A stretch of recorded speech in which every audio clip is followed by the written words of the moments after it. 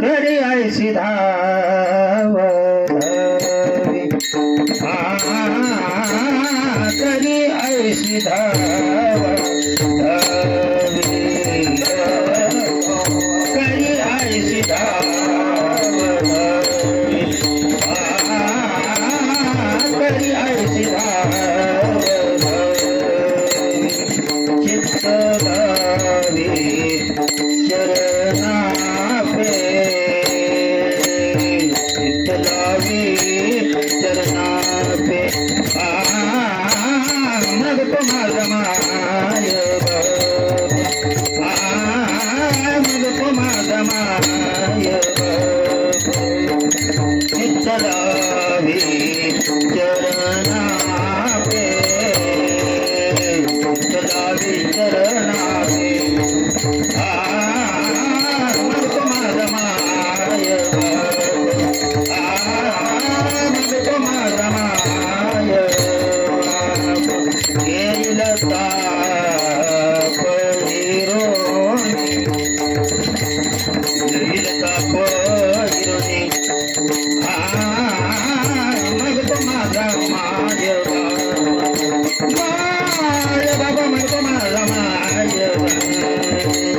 येईल ताप हिरोनी येईल ताप हिरोनी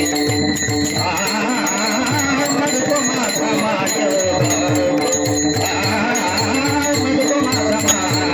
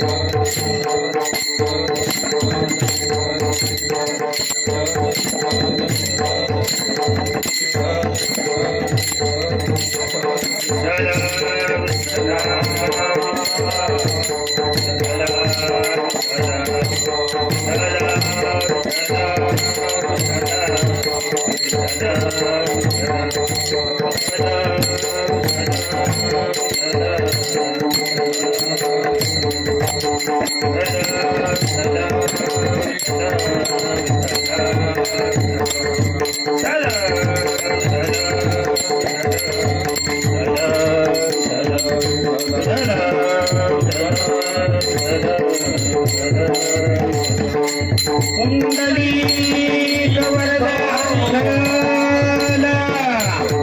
श्री ज्ञानदेव तुकाराम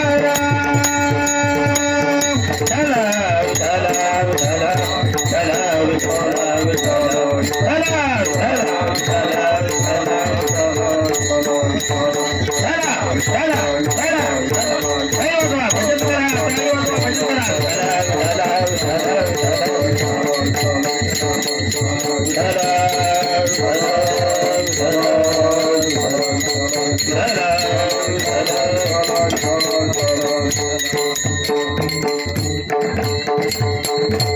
करी ऐसी धावाधावी चित्त लावी चरणापे मग तो माझा माझ्या बाप घेईल ताप हिरो बहुतांचे मते गोवा होऊ जीवाने जवा मग तो माझा माय बाप घेईल ताप हिरो तुका मने करुणा बोले धीर विठ्ठले निघेना मग तो माझा माय बाप घेईल ताप हिरो विठ्ठल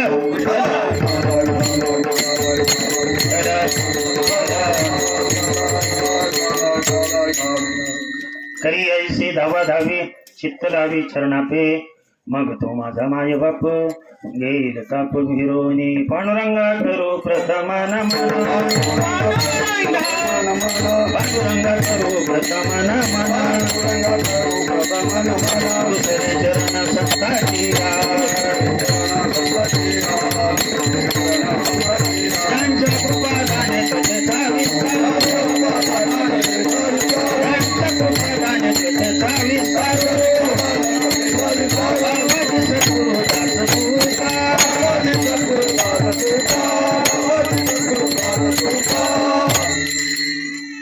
पांडुरंगा करू प्रथम नमन दुसरे चरण कर्ण संतांची त्यांच्या कृपादाने कथेचा विस्तार बाबाजी सद्गुरुदास तुका ओम नमो जय हरिहरा परब्रह्म परमेश्वरा सद्गुरु पूर्ण अवतारा सगुण साकारा तुम्हा ओम नमो जय हरिहर नंदना परमानंद आनंद घना खेळी बाळ रांगणा हृदय माझ्या तुम्हा गुरुर ब्रह्मा गुरुर विष्णू गुरुर्देवो महेश गुरुर साक्षात परब्रह्म तस्मै श्री गुरुवे नमः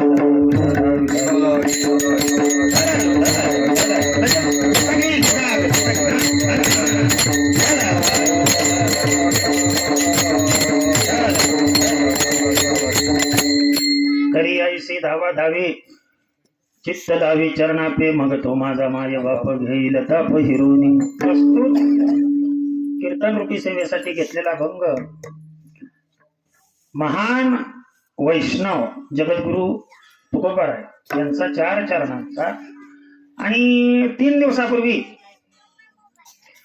हा भंग घेतलेला होता आणि त्याच्यावरती थोडंसं आपण चिंतन केलेलं आहे विठ्ठल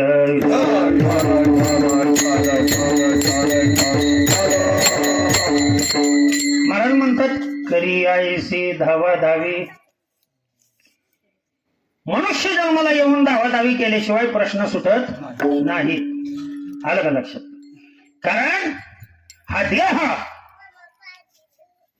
या देहाची धावाधावी जी आहे देहाची निर्मितीच धावाधावी करण्यासाठी आलं का लक्षात कुठेही धावाधावी कर परंतु चित्त कुठं पाहिजे चरणापे उदाहरण दिलं होतं मी जात्यामधील खुंटीच्या जवळचा जो दाना आहे तो भरडला जात नाही रामभाऊ असा पटकनात ये ये इकडे ये पटकनात असं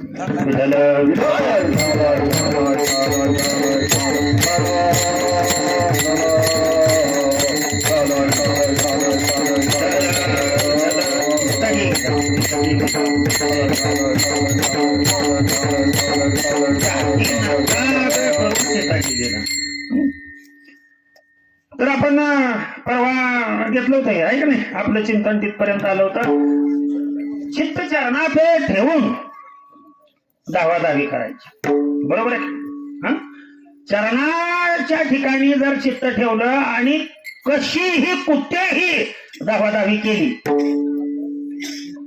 तर मग मात्र यशस्वी ह्या जीवनाचं सार्थक झालं पण चित्त चरणापे ठेवून जर लावालावी केली मनुष्य धावाधावी करायच्या ऐवजी काय करतोय तो लावालावी करतोय दुःखाची कारण नीट लक्ष द्या सून काय म्हणली ती सासूला सांगायचं सासू काय म्हणली ती सुनाला सांगायचं जेणेकरून त्या घराचा विध्वंस होईल आलं का लक्षात पण माझे हात जोडून विनंती आहे जोपर्यंत प्रत्यक्षात कान आणि डोळे यामध्ये किती बोटाचं अंतर आहे 4 बोटाचं अंतर आहे लक्षात ठेवा डोळ्याने प्रत्यक्षात आपण पाहत नाही तोपर्यंत कोण काय म्हणतंय आपली लायकी दुसऱ्याने ठरवू नये आपल्या अंतकरणाने आपली लायकी ठरवावी जगाची निर्मितीच लक्षात ठेवा नाव ठेवण्यासाठी तुम्ही कसंही वागा जग हे नाव ठेवणं नुकतीच लग्न झालेली सुनबाई बर का नांदायला आली तुम्हाला सांगतो शेतकऱ्याच्या घरी दिलेली होती रानात बागलण्यासाठी निघाले आपल्या 2 जण बरोबरीनं चालल्या बाजूची जी माणसं असतात ना ती लगेच म्हणली काय अगं म्हणले तुझं आयुष्य गेलं आणि सुनबाय तुझ्या बरोबर चालती तर लक्षात आलं का तुमच्या बरोबरीनं चालली तरी तर मग आपलं ती सुनबाय आहे ती आणि दुसऱ्या दिवशी आपली माग राहते तिला पुढं करते तीच बाय भेटती बया किती दिवस संसार करायचा म्हातारपण आलं तरी सुद्धा बघ की कशी रेड्यावर पाऊस पडल्यासारखी चालती माग चाललं तर हे आणि पुढं चाललं तर मालकीन झाली आता. म्हणजे तुम्ही कसं चाला त्यांना झालं का तुमच्या. त्यामुळं व्हॉट डज पर्सन सेज याच्यावर ना you never decide who are you, decide what does your mind says. Remember this point. This is a very important point in any success in our life. जग काय म्हणतंय ह्याच्याकडे लक्ष न देता तुला दिलेलं कर्तव्य कर्म करताना तू धावाधावी कर. आलं का लक्षात. बरोबर. मग निश्चितच फलाची प्राप्ती झाल्याशिवाय राहणार नाही. चित्त कुठं लावणं आवश्यक आहे. चरणापे. आणि हे चित्त चरणापे लावायचं म्हणजे आता कोठे जावे म्हणा इथपर्यंत आपण अभंग आणून सोडलेला होता गेल्या वेळेला. पण आपलं चित्त तिथे का लागत नाही कारण अनादिकालचे संस्कार हो. लक्षात ठेवा जन्म झाल्यानंतर जीवाला संस्कार. कालच्या कीर्तनामध्ये जन्माच्या अगोदर कोणते संस्कार लावायचे कालच्या कीर्तनातला विषय. जन्म झाल्यानंतर आता ही जी लहान लहान मुलं आहेत हे बाळा फोकस युअर अटेन्शन तुम्ही. फक्त मी काय बोलतोय त्याच्यावरती लक्ष द्या. या मुलावरती काय संस्कार लावायचे. त्यांना काय फॉरेनची लोक येतात का संस्कार लावायला. रात्रंदिवस ही ज्याच्या सानिध्यात असतात. लक्षात ठेवा आपण जेव्हा सांगतो मोबाईल बघू नको आणि आपल्या हातातनं 24 तास मोबाईल सुटत नाही. ऐकल का ते पोरग. संत महात्म्यामध्ये आणि आपल्यामध्ये फरक हा आहे.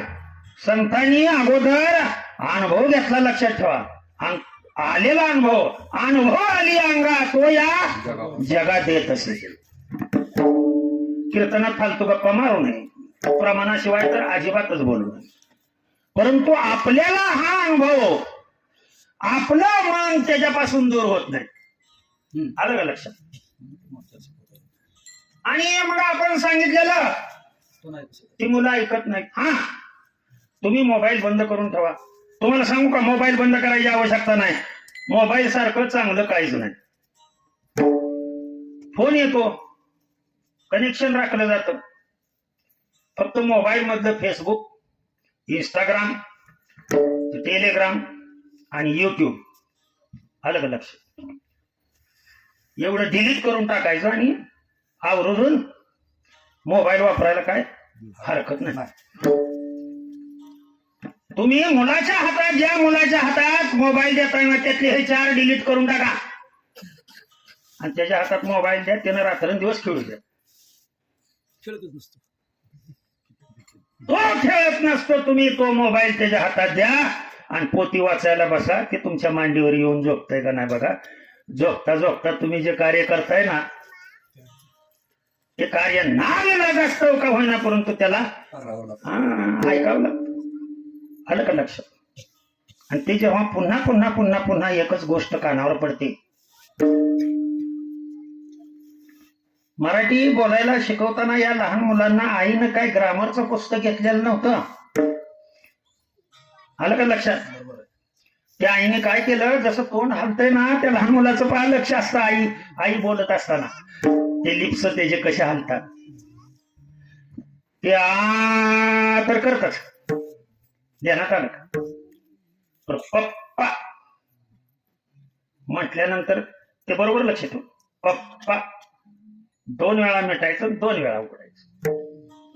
ते तसंच करतं. आणि मग असं हळूहळू आता पप्पा म्हणू नये बाबा म्हणू बर का. खोटं नाही सांगत. नाव अशी झाली आता बर का. वारीमध्ये तुम्हाला सांगतो इतकी गर्दी होती. नातवंडाला आपलं घेऊन गेली होती.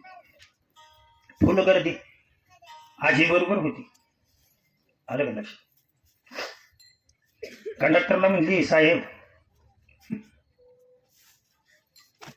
मला नाही घेतलं तर चालेल पण माझी पप्पी घ्या.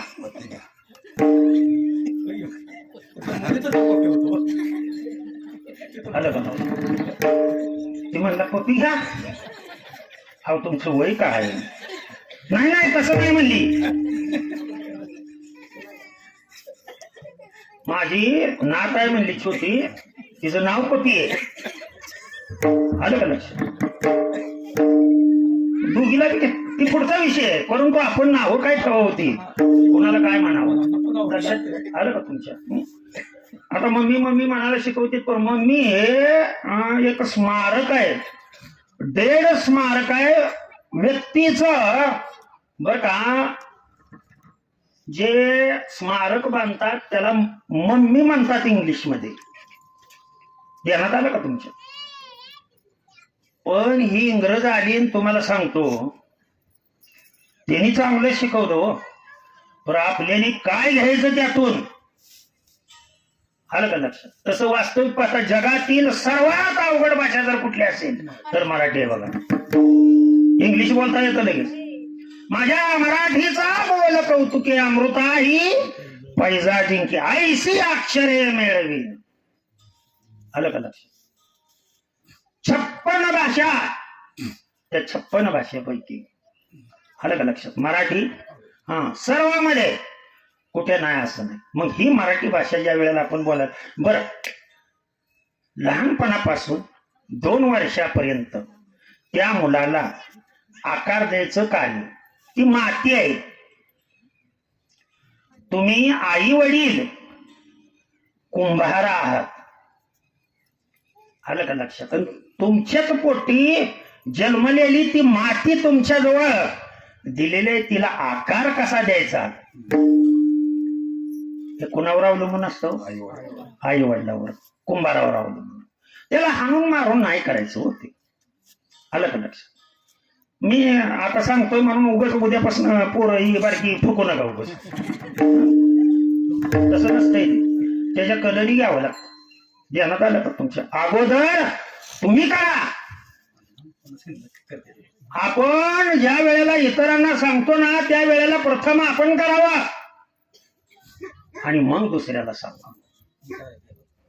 पण अलीकड फारच हे खेड्यातून गेलेले. आता खोटं नाही सांगत, प्रत्येक गावामध्ये बिना लग्नाचे जवळजवळ 1000 वळू फिरतात.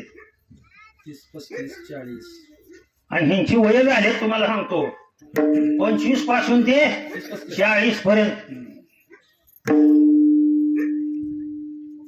ही अवस्था यायला यांचेच आईबाप कारणीभूत आहेत. लक्षात आलं का तुमच्या?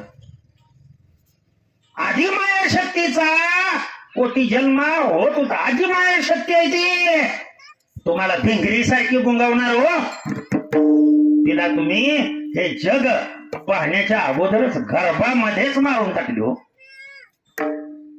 आलं का लक्षात? आणि तुम्ही सुखाची इच्छा व्यक्त करताय. स्त्री शक्ती, स्त्री स्वरूप हे आधी मायेचं रूप आहे. 2000 आता जे सोट फिरतेत ना ती 93 पासून लक्षात ठेवा. ज्यांच्या आई वडिलांनी गर्भाची चाचणी करून मुलीचा गर्भ भ्रूण हत्या केली, तो डिस्चार्ज केला. मुलगा वंशाचा दिवा. आता हा कालचा अभंग पहा. संत महात्म्यांनी सुद्धा कुळी कन्या पुत्र, पुत्र कन्या नाही. अगोदर मान कोणाला दिलेला आहे? कन्याला, स्त्री शक्तीला मान दिलाय. मग तुम्ही जर हे उद्योग करत असाल, आलं का लक्षात? माझा घरामध्ये जवळजवळ 9वा क्रमांक आहे. आलं का लक्षात तुमच्या? 9वा 10वा असेल. माझ्या अगोदर सगळ्या बहिणीच आहेत. 5-6 वहिनी बहिणीच आहेत त्या. आलं का लक्षात? त्या वेळेला हे असले काही प्रकारच नव्हते. आणि अडचणी बी येत नव्हत्या. आणि त्यावेळेची स्थिती अशी झाली, लक्षात ठेवा, तिचं तुम्ही त्या स्त्रीचं तुम्ही, मी तर आवर्जून सांगत असतो, ज्याला मुलगी आहे ना, ज्याच्या पोटी मुलगी आली ना, त्यानं तिच्या लग्नाची काळजी करायची नाही. का करायची नाही रामा? विठ्ठल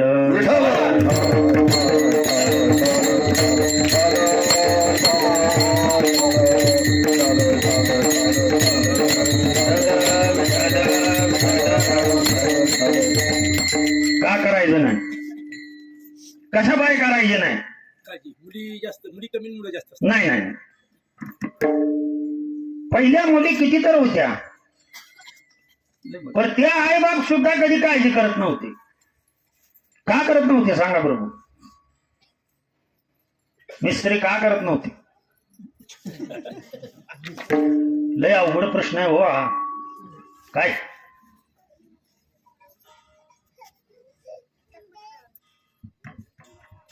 स्त्रीपेक्षा नवरा वयानं जास्त असतो का कमी असतो तेवढं सांगा मला. जास्त हा, जास्त. बरोबर आहे का नाही? तिच्या नवऱ्याचा जन्म झाल्याशिवाय त्या मुलीचा जन्म होत नाही. आलं का लक्षात? त्या मुलीच्या नवऱ्याचा जन्म अगोदर 6 वर्ष 7 वर्ष झालेला असतो आणि त्याला बायको कुठली आणायची म्हणून तुमच्या पोटी मुलगी येत असते. आणि ती जर तुम्ही पोटातच मारून टाकली तर ती ब्रह्मचारीच राहणार घेऊन. लक्षात आलं का? नाही करायचं. हे पाप तुम्ही करताय आणि त्याचा परिणाम असा आहे, सुखाची इच्छा करताय. 2 मुलीपेक्षा जास्त मुली आहेत ना, त्यांनी बाकीच्या सगळ्या मुली मला दत्तक द्या, मी सांभाळ. नाही नाही सांगतो, ज्याला घेते. आता बरेच जण म्हणतील, काल बी विषय हा बोलून गेलो मी बरं का, कशा पाय सांगताय म्हणतील सर, आम्ही सगळे पिशव्या काढून मोकळे झालो.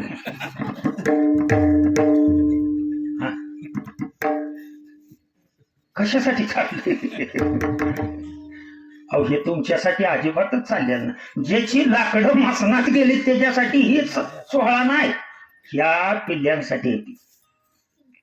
ध्यानात आलं का तुमच्या? ही जी पिल्ली बसले त्यामुळे तुम्ही ना आला तरी चालतं. ही पिल्ली आली का नाही, मी समाधानी आहे.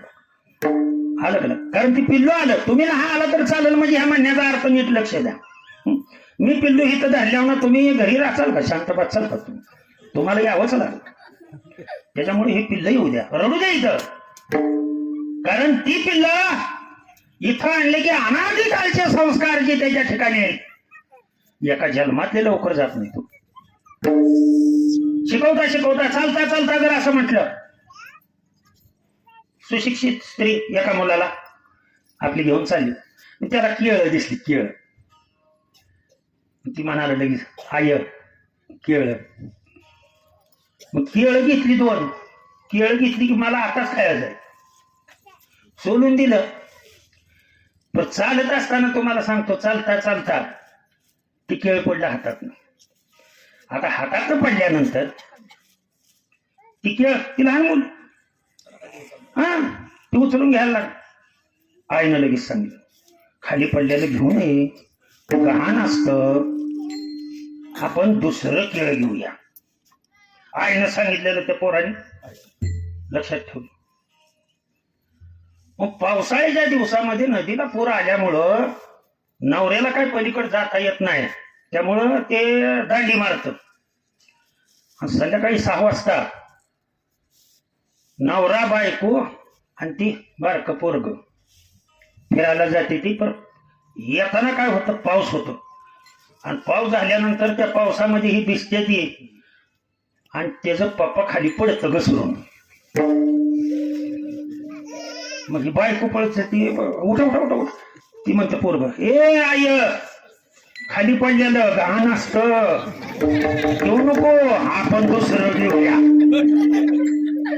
चालेल का? चालेल का? संस्कार त्याच्यावर शिकवायचं. ज्या वेळेला जे शिकवणं आवश्यक आहे त्या वेळेला ते शिकवायचं. अहो तिला इतकं परफेक्ट लहानपणी लक्षात ठेवत असते ती मुलं. आणि अलीकडे मुलं म्हणजे कोणाजवळ असते ती, नातवंड कोणाजवळ असते ती. आता तुमची नातवंड कोणाजवळ आली ती? आज्याकडेच असते. म्हणजे आजोबा काय केलेलं असतं, नातवंड आपलं धरून चाललेलं असतं, समोरनं मायासारखा ढेरीवाला येत असतो. आलं का? तिसरंच म्हणतो बाबा डेरा. म्हातारी बाबा सांगतो अरे असे डेरीवाली माणसं फार मोठी असतात, यांना उद्योगपती म्हणतात. काय म्हणतात? उद्योगपती. म्हणजे दररोज यांचा फिरण्याचा कार्यक्रम चालू असतो. दृष्टांत फक्त सिद्धांत समजण्यासाठी घ्यायचा असतो बरं का, लक्षात ठेवा. मुख्य विषय आहे एका जन्मात चाललेले संस्कार हे चित्ताच्या ठिकाणी जडल्यामुळे चित्त का तिकडे जात नाही, आणि हे संस्कार जडवण्याचं कार्य आई वडील कसे करतात. मग आता जोडी निघते आपली दररोज 5 वाजता म्हणलं की बाबांनी त्या हातात धरायचं. आलं का? आणि हातात त्यांनी धरून निघाला. समोरून एक गरोदर स्त्री येत होती. ती गरोदर स्त्री आली की ती पोरग लगेच म्हणलं बाबा उद्योगपती आले बघा. पण बाबा हुशार होते, लक्षात ठेवा. अरे त्यांना उद्योगपती म्हणायचं नाही, तो पती उद्योग आहे. विठ्ठल बघा मी काय म्हणलं ते. शब्दाची हेळसांड केली, परमार्थामध्ये हेळसांड चालत नाही. इकडचं तिकडं तिकडचं इकडे चालत. एका अवस्थेला उद्योगपती, दुसऱ्या अवस्थेला पती उद्योग. अवस्था तीच. मुद्दाम या गोष्टी सांगतोय. आपण लावायचे असतात आपल्या मुलांना संस्कार. त्यांना जर तुम्ही सकाळी शाळेत गेल्यानंतर बाळांनो काय शिकवतात शाळेत काय शिकवतात? गेल्या पहिल्यांदा काय शिकवतात? कोण सांगेल? बघू बरं हात वर करून, कोण सांगेल? प्रार्थना शिकवतात का नाही? अरे शिकवतात का नाही? तर तीच प्रार्थना जर घरी गटवून घेतली, लक्षात ठेवा, तीच प्रार्थना. अहो आता अलीकडे आईच पूजा करत नाही, त्याच्यामुळं त्यांनी पूजा करायचा प्रश्नच नाही घरातून. बर का, देव ही वस्तू नष्ट झालेली. माणूस घर बांधताना पहिल्यांदा विचार करतो संडास कुठं बांधायचं. देव घर कुठं बांधायचं याचा ती विचारच करत नाही. लक्षात ठेवा. सोफा कुठं बांधायचा आणि संडास कुठं बांधायचं, म्हणजे हॉल कुठं बांधायचा. ते बरं का, लहान मुलाच्या वरून एक दृष्टांत आठवला. संस्कार नसल्यानंतर काय होतं आवर्जून सांगतो तुम्ही. आई बाप किती जण हो? दोघेच. ही 2 जीव पोटी आलेल्या 4 जीवांना छोट्याशा झोपडीमध्ये सांभाळू शकतात. बरोबर आहे का नाही हो? पण हे 4 मुलं मोठी होऊन 4 बंगले बांधले तर ह्यांना हे 2 जीव सांभाळणे अवघड होतं. कुणी सांभाळायचे ते? का तुझ्या बंगल्याला पेटवायचं आहे का? अखंड ब्रह्मांड नायक आई वडिलांची सेवा केल्यामुळं आणखीनही उभा आहे. आलं का लक्षात? आई वडिलांच्या पुंडलिकाची काही सगळ्यांना माहिती. आलं का लक्षात तुमची? आई वडिलांची सेवा करत असताना बायको बरोबर भांडण झाल्यामुळे भगवान श्रीकृष्ण निर्वाणामध्ये, आलं का लक्षात, आले की सेवा करत होते. मागे भिरकावली विध ऐसा कैसा तू धीट. माझी सेवा चालू आहे, आई वडिलांची सेवा चालू आहे. ते अखंड सेवा आणखी नाही. कलियुगात आई वडिलांची जो सेवा करेल, लक्षात ठेवा या गोष्टी. याचा अर्थ बायकोला दररोज हाणायचा हा होत नाही. समान किंमत देता आली पाहिजे. ध्यानात आलं का? समोरच्या माणसाची अवस्था ओळखावी. समोरचा माणूस कुठल्या अवस्थेत बोलतो तो. बरं ठीक आहे बाळा, मी पहिल्याच दिवशी सांगितलं तुझ्या मताप्रमाणे. त्याला शांत होऊ दे, ते विचार करतय आणि मग त्याला कळतंय नाही बरं का हे म्हणते ते कुठंतरी. हा, आणि हाच आत्मविश्वास नाही, तोंडाला तोंड देतोय. आणि हेच मुलामध्ये संस्कार हेच घडते. तो आई बापात भांडण, बापानं म्हणायचं तिला गाढवे तुला अक्कल नाही, आणि तिनं म्हणायचं कुत्र्या बोंबलत फिरतोयस. की लहान मुलगा एक हुशार होतं बरं का, ती घरात आपलं बाहेर निघालं आणि रस्त्यावर येऊन रडत बसलं. तुमच्या माझ्यासारखं व्यक्ती अरे बाळा का रडतोय तू, काय तुला काय पाहिजे का? नाही म्हणलं मला काय पाहिजे. तुला कोण आई वगैरे खवळी का? अजिबात नाही. मग पप्पाने वगैरे मारलं का? नाही म्हणलं. मग रडतोयस का तू?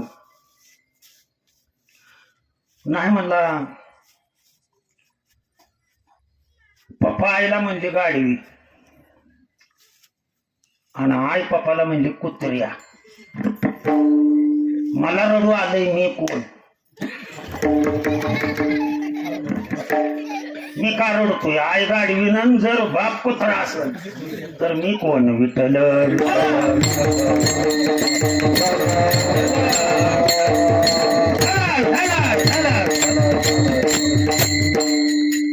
दृष्टांत अनेक देत आहेत, पण मी जागा सोडलेली नाही.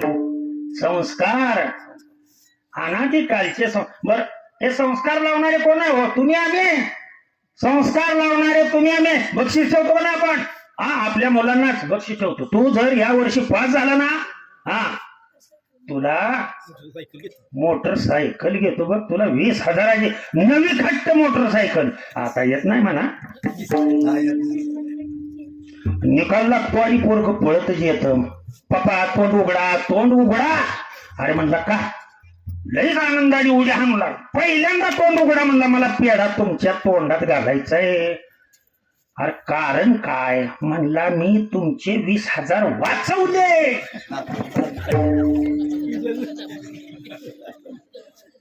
म्हणजे पास झालं का नापास झालं? आता पोरं बापाच्याही एवढीच ओळ गेली. त्यानं आलं पर नावेला जाई एकुलता एक वंशाचा दिवार. लहानपणापासून त्याला जर सवय लावली असते ना, ध्यानात आलं का, तर आज्ञेमध्ये ठेवा आणि गोड बोलून आज्ञेमध्ये ठेवा. आलं का लक्षात? तुम्हाला अगोदर व्यवस्थितरित्या संस्कार, हा संस्कार लावताना आई वडिलांमध्ये चर्चा अगोदर होणं आवश्यक आहे. ही आई वडिलांमध्ये जर चर्चा नाही झाली, गुपित संस्कार जर तुम्ही लावायला लागला, म्हणजे मुद्दाम सांगतोय, खेडेगावातल्या मुली सिटीमध्ये गेल्या, एखादा मुलगा वगैरे झाला की नवऱ्याचं पद मोठं असतं म्हणून आपलं ते आता अलीकडं हे निघालंय ते बचत गट. बचत गटाला सगळ्या बाया अहो एकत्रित येतात का नाही? हा, मग त्या बचत गटाची माहिती देत असताना चांगला 1.5 तास झाला तर त्या बाई भाषेनं संपवणार, ती असं करायचं तसं करायचं. आता एका स्त्रीचं लहान पोरग आता 1.5 तास ती थांबले, त्याला लागली लगवीला. ती आईला तेवढ्या बायात म्हणलं आई मला मोतायचं आहे.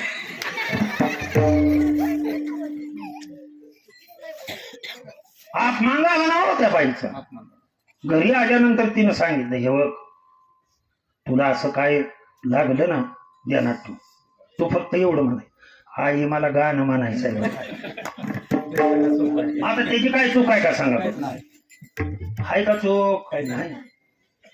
बरोबर 3-4 महिन्यानं स्थिती अशी होती, अचानक त्या स्त्रीची पप्पा आजारी पडते, त्यामुळे तिला अचानक जावं लागतं. ह्या पोराची असती शाळा, म्हणून ही म्हणते मी लगेच जाऊन येते उद्या सकाळपर्यंत, तुम्ही आजच्या दिवस याला सांभाळा.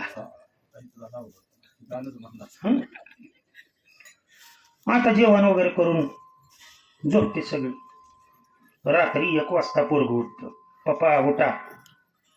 म्हणले का गाणं म्हणायचंय म्हणले मला. आता गाणं म्हणायचं हे त्या पप्पाला माहित नाही ना. आपापसात संवाद का ठेवायचं. आपण संस्कार लावताना ए पोराला मी हे सांगितलंय बरं का, तू बी तसंच कर. बाप म्हणला बाळू 1 वाजलाय का ना, आता कुठं गाणं म्हणते ती का, सगळी झोपली ती. आता गाणं म्हणते. नाही म्हणलं लवकर गाणं म्हणायचं आहे. नाविलाज झाला बाप्पाचा तुम्हाला सांगतो. बाप म्हणला हळूच म्हण माझ्या कानात.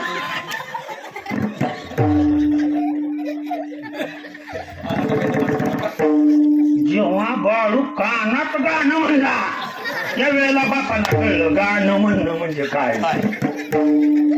संस्कार लावताना सुद्धा कसे लावले पाहिजे सांगा बरोबर. 2 जण एकत्रित असले पाहिजे.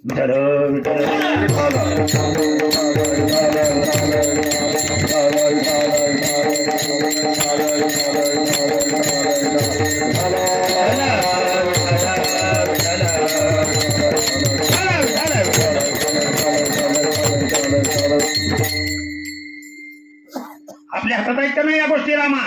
आहेत का नाही? हा, ज्या गोष्टी आपल्या हातात आहेत लहानपणापासून राहू द्या, गर्भातले संस्कार राहू द्या. आता तुम्ही त्यातून पुढे आलेला आहे, परंतु ह्या लहान मुलांना तर आता संस्कार यांना लागणं आवश्यक आहे का नाही. ही दररोज आणली काय. दत्त जयंतीचा कार्यक्रम आपला रविवारी देण्यात आलं. पुढे आपण शनिवारी वाहणार आहोत आणि रविवारी काला करणार आहोत. लक्षात ठेवा. शनिवारी तिथली दत्त जयंती असते. कुठली? गाणगापूरची. बरेच लोक जातात. मग आपली दत्त जयंती जी आहे ती दुसऱ्या दिवशी. महाराष्ट्रामध्ये सर्व ठिकाणी दत्त जयंती दुसऱ्या दिवशी साजरी. नाही, परंतु मी माझं सांगणं काम आहे नाही. आणि ही मुलं दत्त जयंती होऊ द्या, रविवारी कार्यक्रम संपू द्या. बघा आता ह्या 1.5 आठवड्याचा त्यांच्यावरचा परिणाम सांगतो तुम्हाला. ती घरी तुम्हाला सोमवारी विचारते का नाही बघा. आज नाही हो इथंच वाजवा देण्यात आलं का. ह्याला जशा पद्धतीनं तुम्ही घडवाल तशा पद्धतीनं ते घडतं. आणि हे संस्कार जर व्यवस्थित लावले तर चित्त लावी शरणाके करी आईसी दाखवावी. ही वेळ का आली तर त्याचं उत्तरच हे असं आहे. अनादिकाल चित्ताच्या ठिकाणी जडलेले अनादिकालचे संस्कार. आणि चित्त जर तिथं लावलं तर बसलेल्या लोकांनी सुद्धा हा प्रश्न पडला असेल, महाराज आम्ही चित्त लावलं चरणापे, फायदा मग तो माझा माय मग तो माझा माय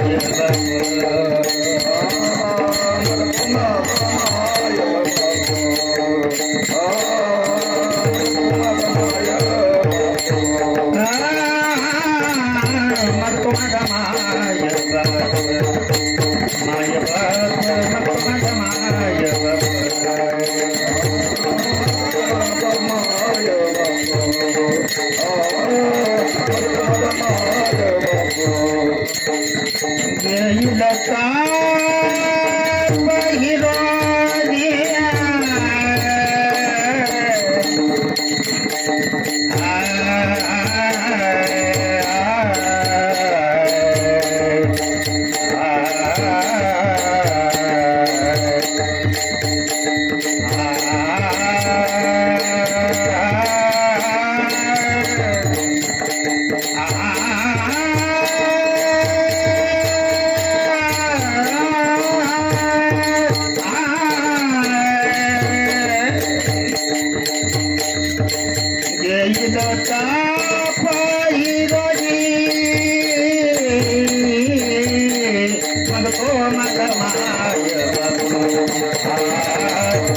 माझा माय बाप म्हणतो माझा माय बाप.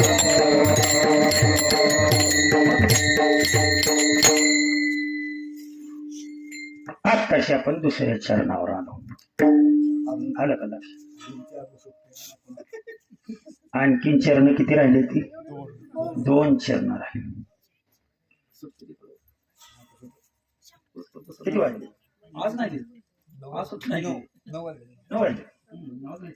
तर इथं सेवा आजची बर का संपवण्यापूर्वी सर्वांना विनंती, हात जोडून विनंती, आपण ज्यासाठी इथं येतोय, ज्यासाठी भगवंतानी हा देह दिलेला आहे, त्यांच्या नामाचं एकदा चिंतन करूया. विठोबा कुमारी जय विठोबा कुमारी. हात ज्यांना दिले त्यांनी हाताने टाळी, मुखाने नामस्मरण, नामदाता म्हणायचा. विठोबा कुमारी जय विठोबा कुमारी जय विठोबा कुमारी जय विठोबा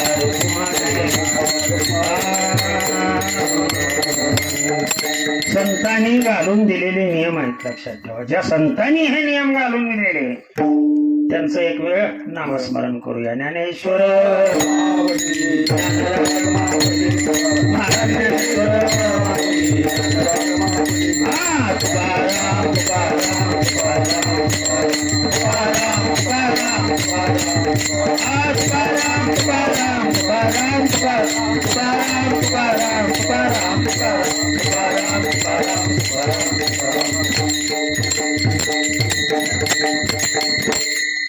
झालेली सेवा दत्तगुरूच्या चरणी अर्पण करतो आणि सेवेला पूर्ण.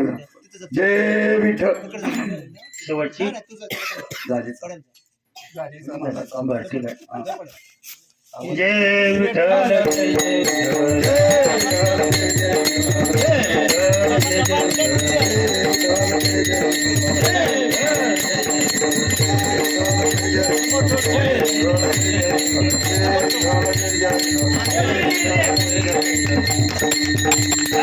Come on.